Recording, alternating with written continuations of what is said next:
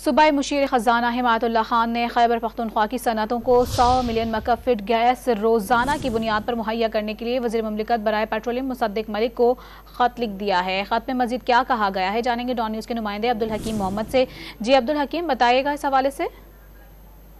जी बिल्कुल, सूबाई वज़ीर खजाना ने वफाकी वज़ीर खजाना को खत लिखा है जिससे ये मुतालबा किया गया है कि जो खैबर पख्तूनख्वा में सनतें हैं उनको 100 मिलियन मकफ फीट गैस रोजाना की बुनियाद पर मुहैया की जाए।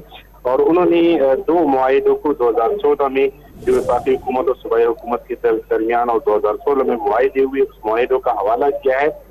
उनका ये भी कहना था कि जो खैबर पख्तूनख्वा की सनतें हैं और सनतकार है वो इस बात पर नाराज है कि उनको गैस की फराहमी नहीं की जाती और सिर्फ 40 मिलियन मकफ फीट गैस रोजाना के हिसाब से दी जा रही है, जो कि यहाँ के सनतों के लिए नाकाफी है। इसलिए ये मुतालबा किया गया है कि 100 मिलियन मकफ गैस रोजाना की हिसाब से फराहमी की जाए। ये खत सूबाई वज़ीर खजाना ने वफाकी वज़ीर खजाना को लिख दिया है।